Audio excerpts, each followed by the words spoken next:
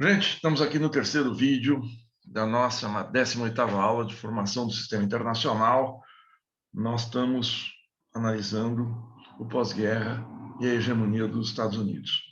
Onde é que eu terminei o vídeo passado? O vídeo passado no rompimento de uma concepção do sistema internacional que o Roosevelt tinha na cabeça, ou seja, constituir organismos de ordenamento do sistema em que os Estados Unidos, sem entrar em choque direto com a União Soviética, sem desmontar totalmente a aliança na guerra, colocariam os Estados Unidos como o país proeminente nesse arranjo político. Mas o Roosevelt morre no começo de 45, um mês e meio, dois, antes da entrada dos soviéticos em Berlim, em 8 de maio de 45. Enquanto os soviéticos estão entrando em Berlim, o próprio establishment americano não se dá conta de toda a profundidade do que estava acontecendo na Europa. Não é que não se dá conta, até percebe. A questão é a seguinte: quando a União Soviética entra em Berlim, eles formam um país arrasado, que perdeu alguma coisa entre 30 e 50 milhões de habitantes. A gente já comentou isso, já recomendei filmes a vocês. É um país que a economia está destroçada. Então, é um país que aparentemente não oferece perigo maior. No entanto, o que talvez os formuladores da política externa americana tenham subestimado nesse final de guerra é a autoridade política com que a União Soviética sai da guerra. Primeiro, sai como assim, a pátria dos trabalhadores, o país do socialismo real, realmente existente. Isso incentiva os movimentos de resistência que aconteceram na França, na Bélgica, na Grécia, na Iugoslávia, na Itália, a abraçarem a causa do socialismo. Os partidos comunistas se fortalecem. Os partidos comunistas veem na União Soviética o grande libertador da Europa, e de fato foi, porque os Estados Unidos entram na Normandia em 44 só, e quem chega a Berlim e desmonta a Alemanha é a União Soviética. 3 meses depois, os Estados Unidos jogam 2 bombas nucleares no Japão. Mas isso, a guerra já estava resolvida. Isso foi, como eu falei na aula anterior, um crime de guerra.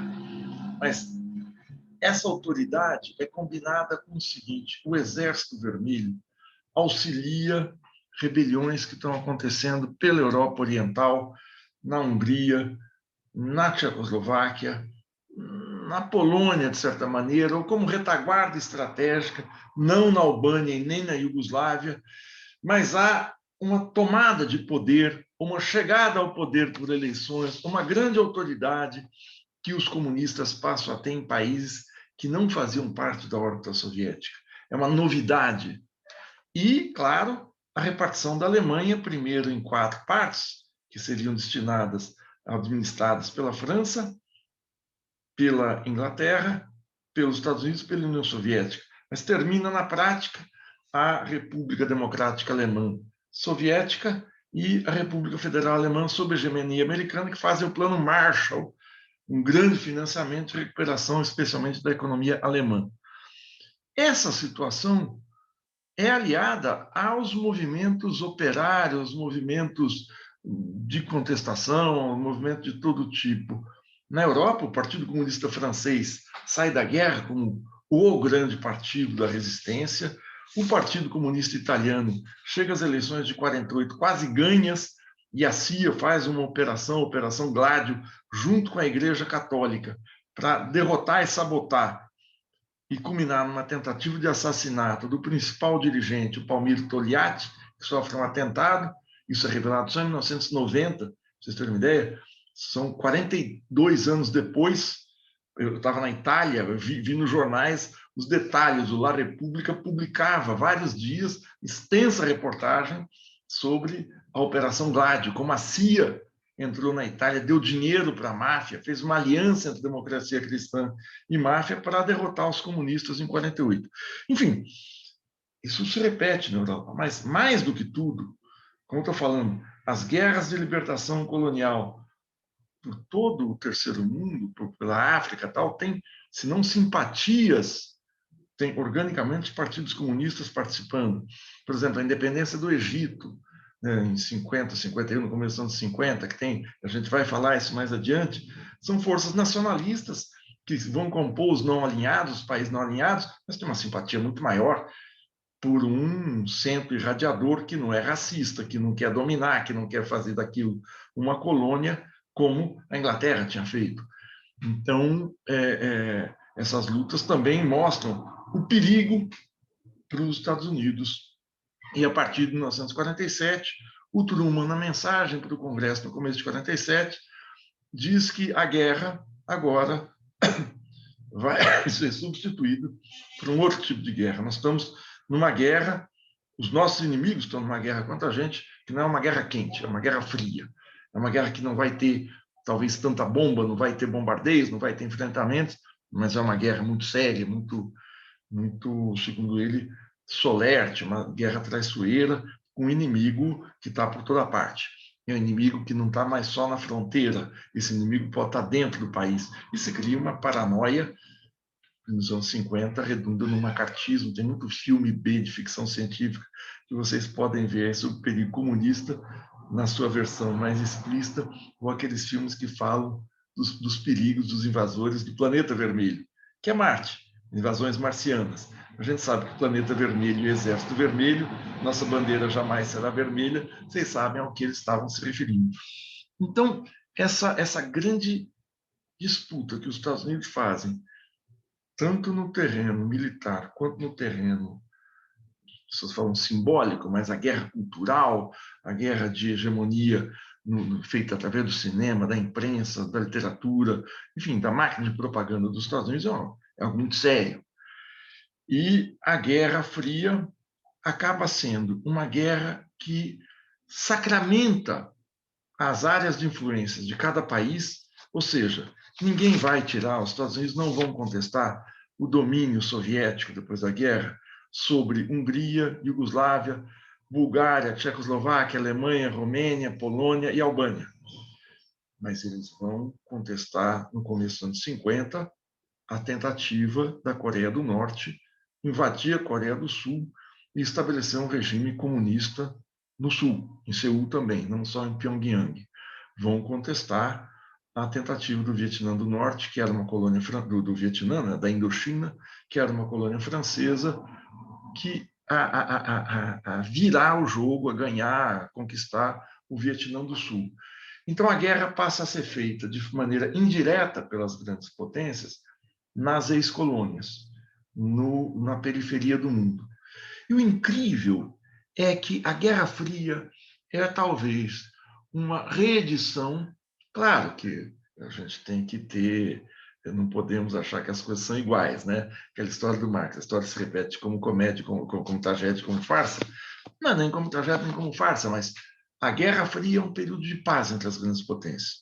É um período que vai de 45 a 1991, em que existem alguns enfrentamentos no Afeganistão, em que os soviéticos intervêm, os americanos intervêm, mas não existe choque entre eles. Não existe risco para a paz mundial, pensando na paz mundial, entre briga entre potências. Como no século XIX, você teve, no período da paz de 100 anos, você teve escaramuças na periferia do sistema, mas você não teve nunca um enfrentamento entre as grandes potências europeias. Na Guerra Fria, todo mundo sabia que ninguém ia invadir ninguém.